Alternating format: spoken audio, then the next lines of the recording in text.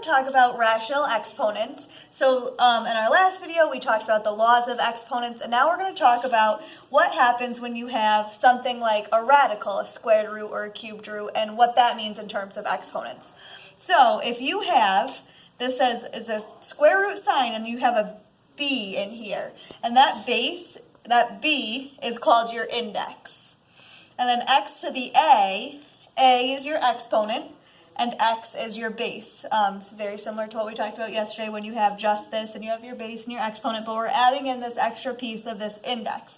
Now this b has to be inside this radical.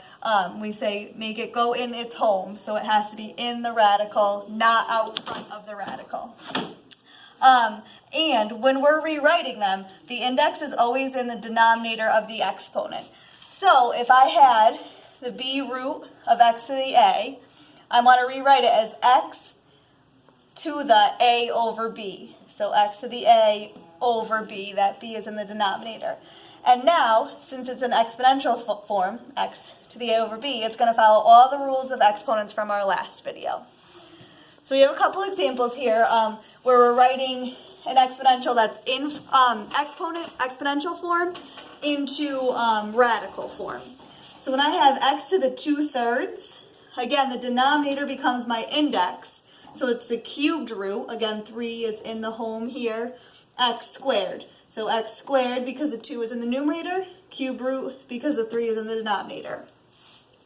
4 to the 1/5 becomes the 5th root of 4. 5 is in the denominator here. And my exponent is 1, so you don't have to write it. You can leave it as the 5th root of 4.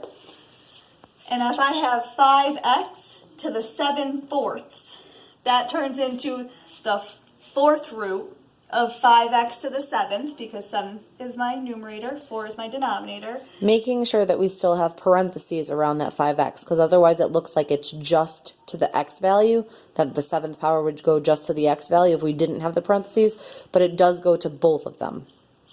So this really is the 4th root of 5x times 5x times 5x times 5x times 5x times 5x times 5x 7 times, 5x 7 times written out. So when we go to simplify under that radical, I have this group of 4 5x's. So because it's the 4th root, and I have a group of 4 5x's, I'm going to take that out and put it out front, just like when you would simplify radicals and they were numbers or variables. Take out that whole group, it comes at 5x out front, and you're left with the 4th root of 5x still in parentheses to the 3rd, because I have those 3 5x's left over. If it was the 5th root of this, you would have to take a group of 5 out. Whatever the index is, that's how many you would need for one group in order to pull that out.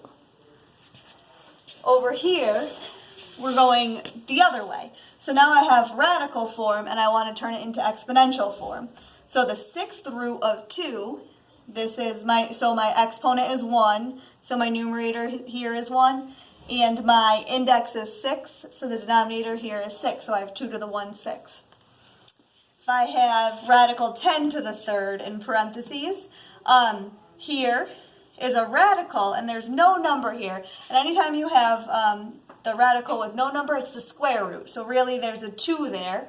So this turns into 10 to the 1/2, simplifying just inside the parentheses, to the 3rd.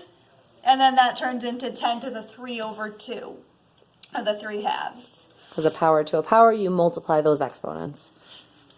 Here we have 1 over the 4th root of m cubed. Because this is in the denominator, I want to move it up to the numerator in order to fully simplify it. And when I move it up to the numerator, it becomes a negative exponent.